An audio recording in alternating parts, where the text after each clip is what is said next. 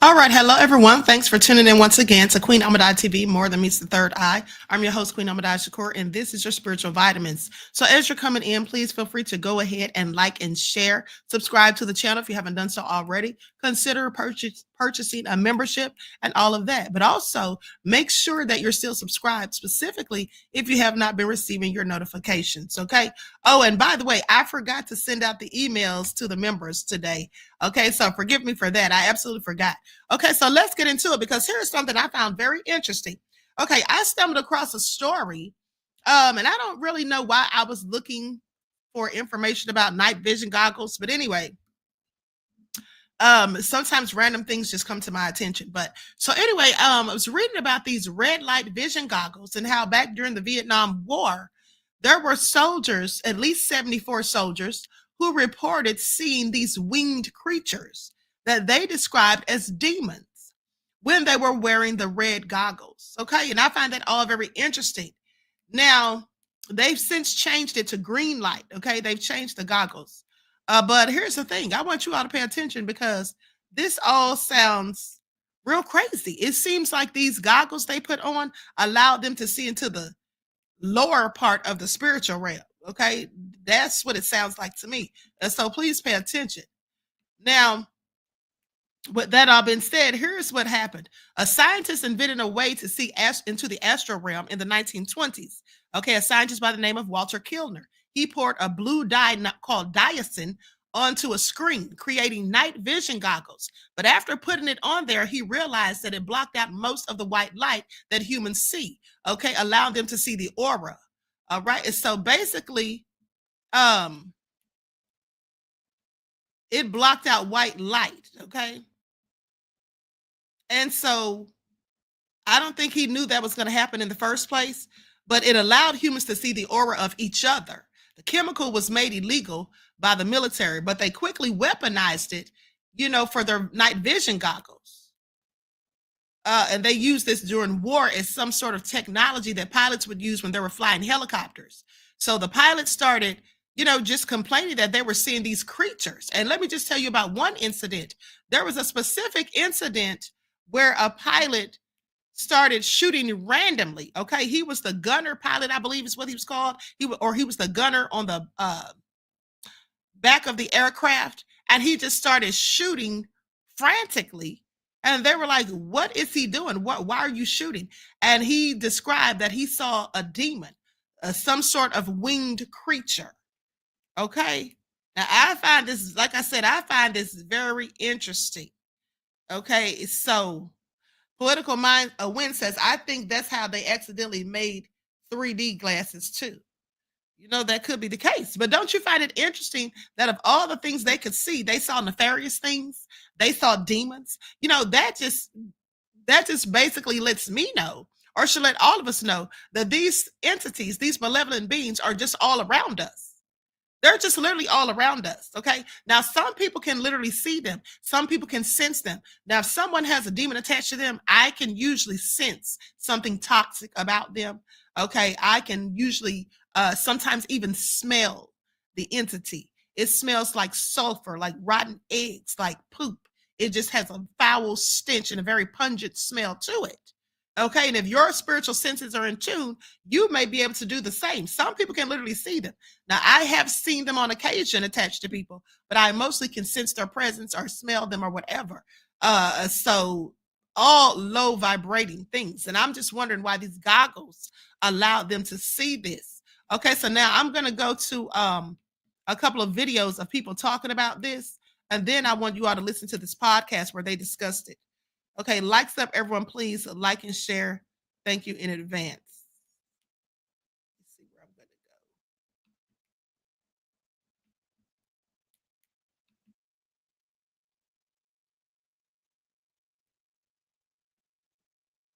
go. Okay, here we go.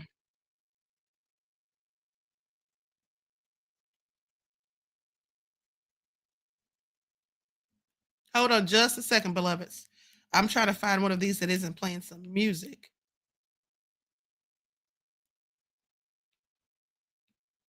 Okay, here we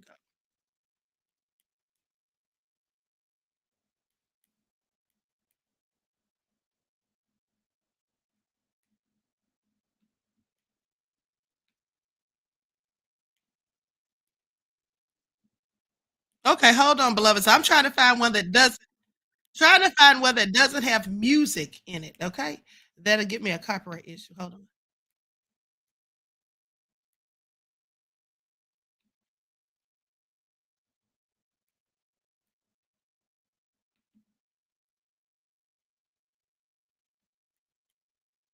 Okay, this one has music, but nonetheless, I'm gonna play it. Likes up, everyone. Please like and share. Night vision goggles that they have you guys heard that thing about the night vision goggles? No. Weird, dude. You know, night vision now, it's green. But in the Vietnam War, the night vision goggles that they were issued were red light, and multiple people in the US military that were using them were seeing what they were reporting as flying demons. Ooh, stop. And so there's an instance where they're flying these helicopters in Vietnam. It was a safe zone, no hostility. And then the gunner in the back just started shooting. And the pilot's like, "What are you shooting at?" And this guy, he was like panicked and he's like sweating and like this. It looked like he was like seeing a demon. And like, "What are you shooting at?" He's like, "The demon." Apparently, this giant winged demon creature was like flying at him. And then people on the ground in the jungles that were using it, they were also seeing like these demonic looking, freaky looking creatures. And so the military banned those night vision goggles. What? And they replaced them with green light. Did the bullets work? I've looked into it a little bit because I heard the same thing. But what they argued against it is that they were putting stuff inside the chemicals in the goggles that the chemical was literally leaking. And so they were literally tripping or having some type of like. Okay, I want you all to pay attention. Because that gentleman says that they were putting some type of chemical in there that was leaking, I guess, into the soldiers' eyes, which made them trip, like they were taking some type of psychedelic substance. But I don't believe that, because here's the thing. If all of these soldiers were tripping and they were having some type of psychedelic hallucination, okay, don't you think they would have been seeing different things? Why were they all reportedly seeing these winged creatures that look like demons? Why would they all be seeing the same thing? I find it all very interesting. I absolutely don't think that's the case. Okay. I absolutely don't think that's the case. They were all describing creatures that look like this. All right. They were all describing creatures that look like this. So I'm sorry. I absolutely think it's something nefarious. Okay. I absolutely think that it was something nefarious. At the end of the day, I think they were really seeing those things. All right. I absolutely think they were really seeing those things. So anyway, it's all crazy. Now I'm going to play this audio from a podcast. Like I said, likes up, everyone, please like and share. And they call these things red light demons because that's what they're seen with. Poetical Wind says parallel universe is intriguing. Right. You know, because I absolutely think that with the technology that they have today, especially, that they can absolutely see into different realms of existence. And you see, here's the thing. This is the same way. You see how those red light vision goggles showed what's really there that you can't see with the naked eye? I want you all to pay attention. You see how those night vision goggles were showing things that were really there that you cannot see with the naked eye. This is why you have to put on your spiritual night vision goggles. Okay, please pay attention. You have to put on your spiritual night vision goggles so that you too can see things that one can't see with the naked eye. You need to open your third eye so you can see what's around you. Okay, because if there is somebody talking to me, I know some people say they don't want to see demons. Well, none of us do, but wouldn't you prefer to know if the person you're talking to, a person you're dating, someone who's coming to your house, someone who's close around you, wouldn't you in fact like to know if they had demons attached to them? Because I absolutely would, so I can avoid them at all costs. So I'm not giving them any information that I don't want demons to have. So I'm not allowing them into my space so that I'll be attacked by their negative, low vibrational energy. I'm sorry. That's why I'm telling you all, we need to put on our spiritual night vision goggles, because when you put those on, you can see things that the other people can't see. Okay, that's why we have to be spiritually in tune and constantly be trying to enhance, okay, and perfect our spiritual gifts. If you don't use it, you lose it. But if the more you use them, it's just like when you go to the gym and you work out, the muscles gain more strength, okay, and more mass. They just get stronger and stronger. That's the same thing you should be doing with your spiritual, your spiritual knowledge, all right, with your spiritual gifts. You should be using them on a regular basis. And like I told you before, I believe that we all have them. Everyone just isn't in tune to them. Some people, they lie dormant because the person doesn't believe, okay, or they don't understand it, or they've been taught to think that it's something occultic and something nefarious, that you shouldn't be able to open the third eye. A lady told me years ago, oh, you shouldn't want to open your third eye because you'll see demons. Well, you will see demons. You absolutely will. That's no lie, because you'll be seeing into the spiritual realm. Okay, you won't only see demons, you'll be able to see disembodied spirits of people that have been here and gone into the spiritual realm. Okay, you may be able to see a myriad of things, and demons is one of them. All right. But at the end of the day, like I said, wouldn't you prefer to know that the demons are around so you can know what to do? So you can know you need to be praying, so you can know you need to begin the H up out of there? I'm just saying, okay? At the end of the day, yeah, we don't want to see them, but it's best to know than not to know. All right. I think that those goggles were allowing them to see into the spiritual realm, to see things that you can't see with the naked eye. All right. That's what I think. Now let me go to this audio for this podcast. And I'm going to put an overlay up on the screen. Likes up, everyone, please like and share. Thank you in advance.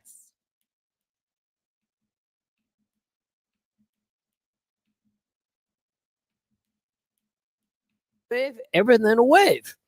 And that was the best explanation I've ever gotten, that everything is a wave because of quantum physics and because of the energy forces that we can't see. We take it for granted, but that everything is a wave. This table wave, you a wave, your call wave, everything a wave. So I've always loved that about it, and I love that way of thinking about it. Now I come to this. The story of the Vietnam red light demons. And I say Vietnam meaning that was the first recorded instance of it, and what some soldiers testified to later on and maintained that they saw and they experienced. I'd like it if you could, because I didn't get this information originally. You got it before I did, because Dave Schrader was telling me that you were willing to take a look at it, about the red light demons of Vietnam. Explain this phenomenon. This is a really fascinating chapter in paranormal research and observations. And this whole episode took place in roughly 60 days. It appears that this could have been around 1965, based on everything I've been putting together. So what happened was, during the Vietnam War, the U.S. Army patented and used a new night vision goggle, which were red night vision goggles. Currently, and since this time, we're only using green night vision goggles. And the theory was that the red night vision goggles maintained the eye's daylight sensitivity, so it was easier for the human eye to switch from daytime to night vision because red light doesn't force the eye to adapt to low light conditions. Also, because the red light stimulates the brain's neurons, increases reflex time and spatial awareness. So on paper, this sounded great, Ian, but what happened was another matter entirely. So these new goggles were issued mainly to airborne troops. However, it's notable that the officers and the pilots of helicopters were ordered not to wear them. So at first, the goggles were a real hit with the troops, but then about a week later, with everyone using the red night vision goggles, their behavior started changing. The men started acting strangely. They started talking about things that nobody else could see, and they were fixated, and this is real important, they were fixated on staring at treetops. Then they started having discipline problems and actually began fighting among themselves. But then came the pivotal incident. A helicopter squadron was on routine patrol over a relatively peaceful area, so there was no combat. Several helicopters were flying together in formation. Now remember, the pilots and the officers were under strict orders not to wear the red night vision goggles. Other troops on board wore them, and in one helicopter, this gunner on the starboard, the right side, who was manning a 50 caliber machine gun, suddenly opened fire without being ordered to do so. The thing is, he wasn't firing at anything on the ground. He was firing at something at their same altitude, although other than the squadron's fellow helicopters, there was nothing else in the sky at their altitude. The other choppers started engaging in invasive maneuvers because all of a sudden a 50 caliber machine gun's firing out of this one. The officer on board ordered the gunner to cease fire. The gunner cried out he was shooting at demons. He kept screaming, "Demons." He said they're horrible. They have horns and they're flying toward the chopper and they're coming for him. So the officer ordered the gunner to remove the red night vision goggles. He saw the gunner as a young guy who was sweating profusely. His eyes were dilated. So the officer was thinking, all right, he's probably under the influence of heroin. He's hallucinating. Right. Yeah. But then the officer tried the red night vision goggles, and immediately he said, I'll leave out the expletive. He saw several grotesque winged humanoid creatures flying up from the treetops below toward the helicopter. Somehow, the creatures knew he could see them because they pointed at him, gestured at him, and flew right at him. Immediately pulled off the goggles, and the creatures vanished. Or did they? Here's the thing, Ian. According to legend, according to the stories that have come out of this wasn't an isolated incident. For weeks, reports kept coming in about flying monsters spotted by soldiers who wore the red night vision goggles. Even though officers were under orders not to wear them, some did and described seeing what they described as gargoyles or demons. But then when they took off the red night vision goggles, they saw nothing. However, anyone who wore them said the creatures immediately could see them. In other words, the creatures knew the soldiers could see them, which prompted them to come at them. Use of the red night vision goggles, Ian, was abruptly canceled after 60 days. The military confiscated all of them. However, in the wake of this, anyone who wore those goggles, they were mentally unstable for months after the experience. Does your small business have cash flow problems or need new equipment? On Deck is a top-rated online small business lender with lines of credit. Military Bank. On Deck does not lend. That is correct.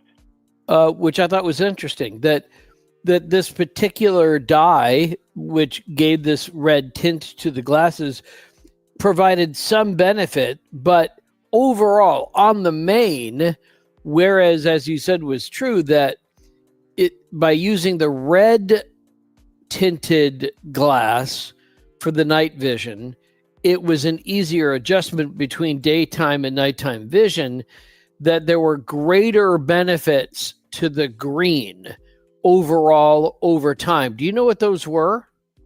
Yes. Well, there's advantages to both of them because the red makes it easier on the eye to shift from daytime to night vision. But green, well, the human eye sees green better than any other color because it's the most sensitive to green light. And the theory behind this is it's due to evolution. Well, think about it. Early humans needed to see well in forests and plains for gathering food, hunting, but also to identify predators. You know, oh, look, there's a jaguar hiding in the grass. Green light, from a practical standpoint, also minimizes energy consumption on LED screens and light intensifying devices. So green, you can see more detail. In fact, the human eye can see something like 1 million shades of green, more than any other color. But the red was a test because it's best for preserving night vision. It's a bit harder to make out fine details in the night, but it doesn't force the eye to adapt to low light conditions. But there's another factor with it, red and infrared. Now, this is the important point. When you said, and you nailed it, Ian, with the waves, everything's a wave. Okay, so when we look at the rainbow, ultraviolet has the shortest wavelength, which is the most energy. Red light on the other end of the spectrum has the lowest wavelength, and then even lower than that is infrared, which literally means before red. And infrared is not visible to the human eye. Light is a form of electromagnetic energy. There's many forms of electromagnetic energy on the EM spectrum.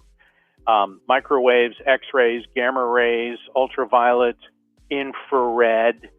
So think of the the electromagnetic spectrum as a yardstick, or for our friends overseas, a meter stick.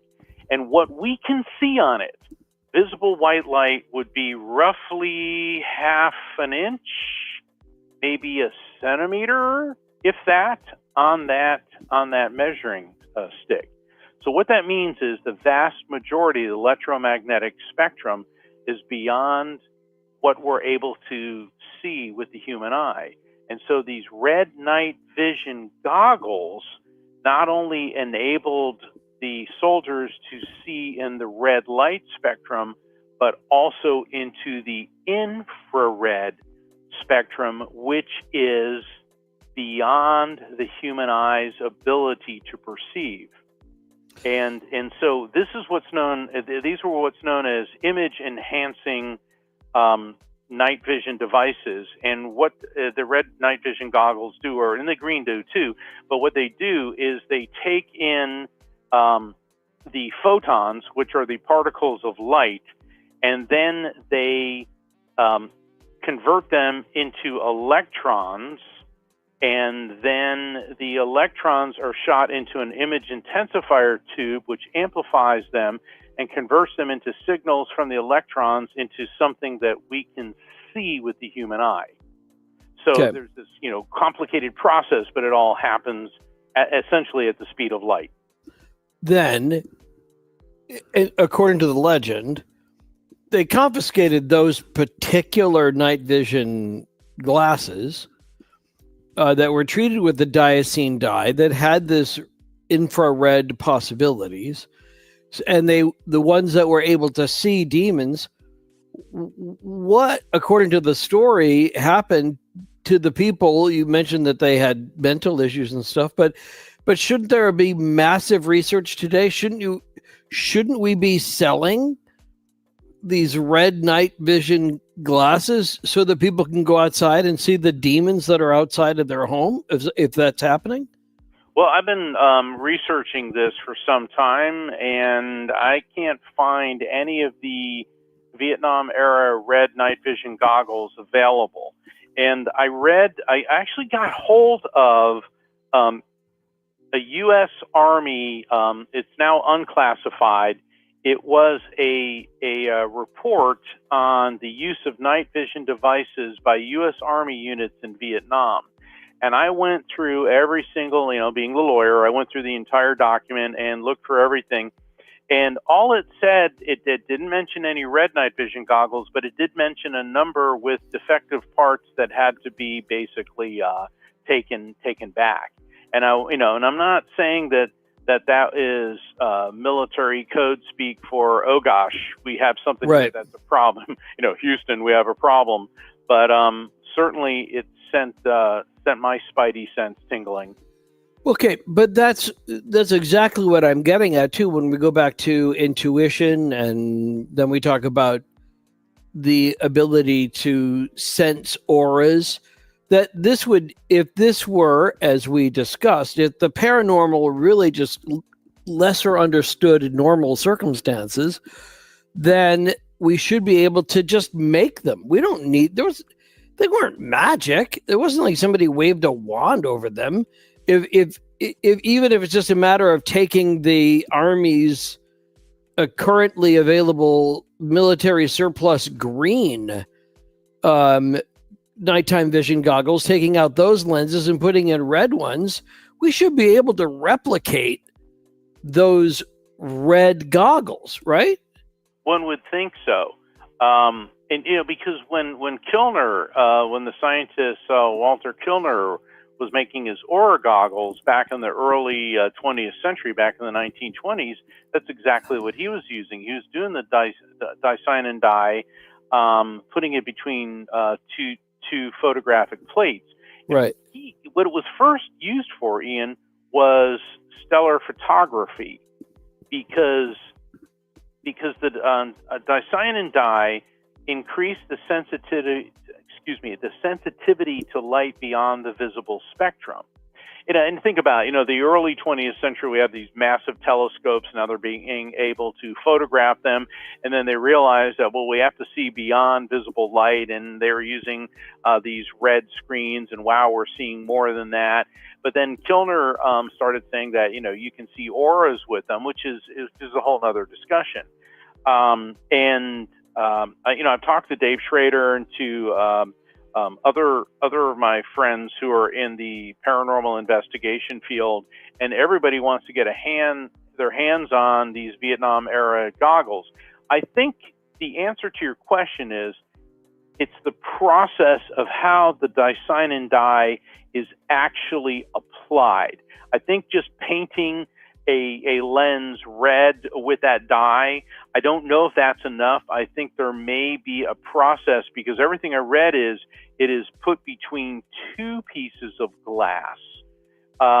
So there is a lot more to this than just looking at red lights. But here's an interesting thing. So the military confiscates the red night vision goggles, replaces them with green, and then reports of UFOs has gone off the scale by military personnel using green night vision goggles.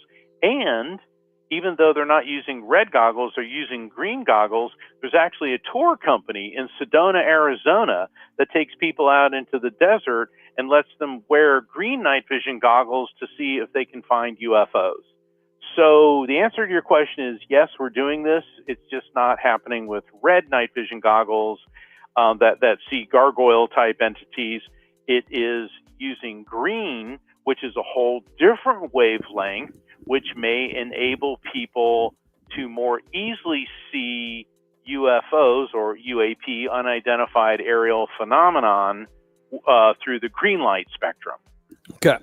But my intuition, my hunch is that if everything about this legend were true, then we would be able to recreate those goggles again. That there's nothing special about them in the sense that they weren't pulled from a stone. They weren't sprinkled with pixie dust.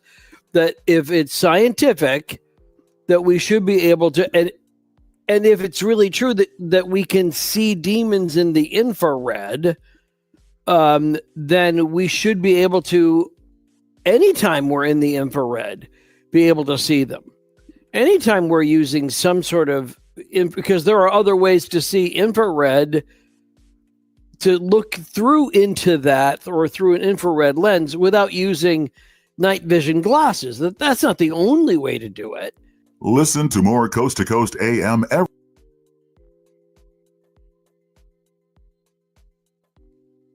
Okay, I want you all to pay attention because this all sounds real nefarious. Okay, at the end of the day, it sounds real interesting. So here's the thing. Now, someone asked me if I thought this this incident during the Vietnam War with these goggles is what inspired the movie They Live. Well, I've never seen that movie, but if the movie is about people putting on some sort of goggles and seeing these entities, well, likely so. Because I will tell you something else that inspired a horror movie.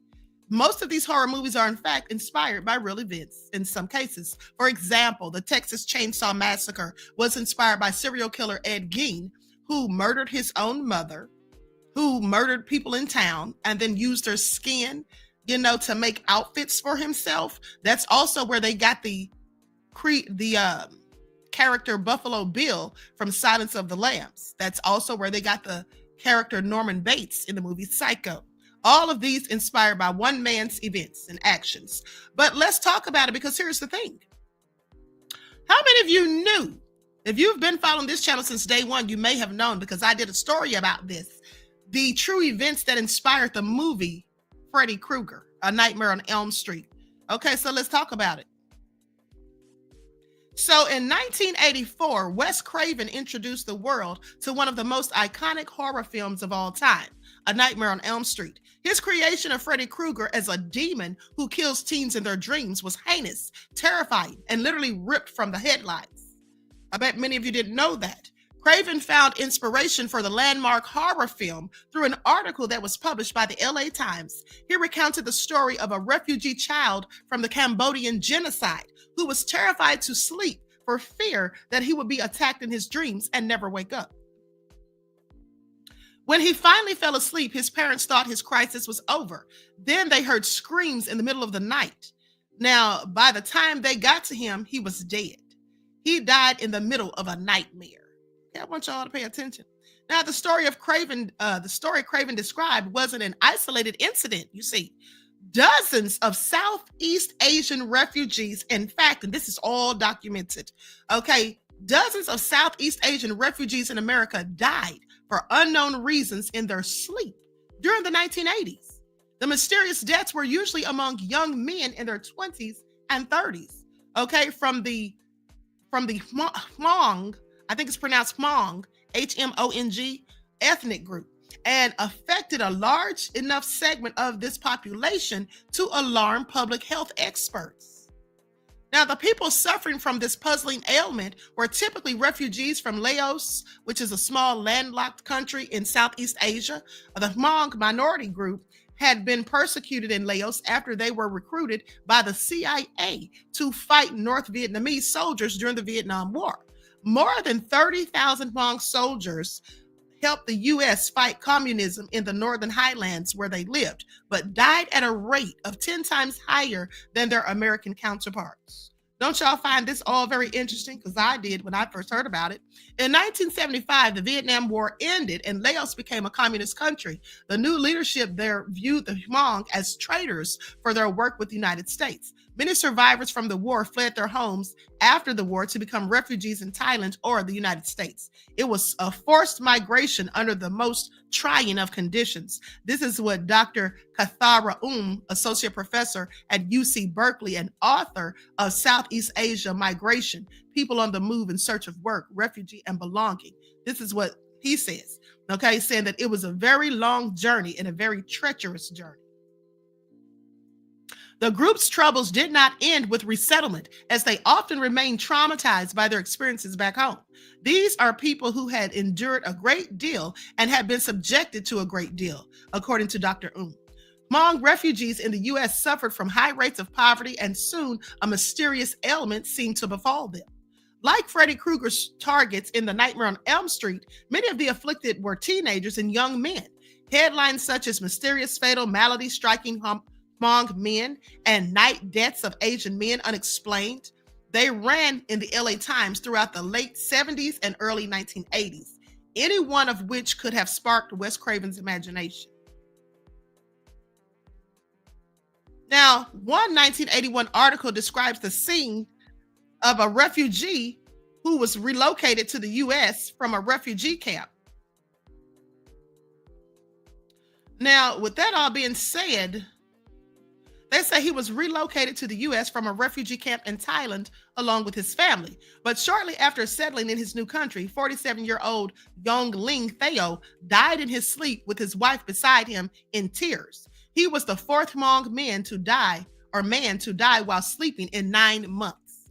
Now, the 13th nocturnal Hmong death recorded since 1978, according to the article. So he was the 13th one. Now, investigators could find no medical explanation for these deaths, but many community members attributed the deaths to chemical nerve agents that refugee soldiers of the Vietnam War would have been exposed to. That theory was not supported by doctors, however. And here's the thing. If that had been the cause of it, or if they had been given some sort of chemical or ingested some way or breathed in some sort of chemical, the question becomes, how are these people all claiming to have these horrendous nightmares that eventually led to their deaths?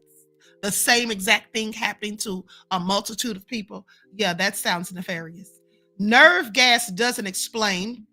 They say nerve gas doesn't explain it because it doesn't act this way. And there's no evidence, according to Dr. Larry V. Luman, county medical examiner in the LA Times article. That's what he said. He said, secondly, if it was nerve gas, why does it affect only males? And why only during the night? Yeah, exactly. He had several questions, as do I.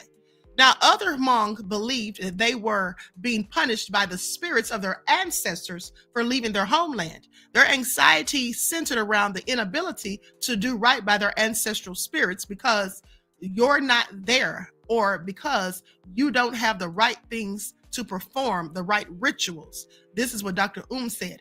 I do think that for many of the Hmong of that generation, the traditional explanation remains salient, if not more salient than explanations related to cardiovascular issues. Now, the fatal ailment later classified as sudden unexplained nocturnal death syndrome, known as SUNDS, S-U-N-D-S, has been investigated by the Center for Disease Control at length.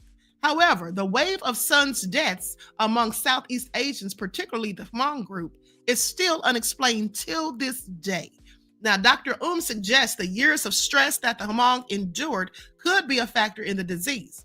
Was that a reflection of what kind of stressors that come with being forcibly removed from a familiar world to a completely alien and sometimes even hostile context? Would that have led to it? She asked. And Dr. is a female. I'm sorry, I thought that was a male. But anyway, the threat of this mysterious death sentence given to the Hmong refugees may be even more frightening than the fictional serial murderer that inspired it. Okay, now I want you all to pay attention. Isn't that crazy?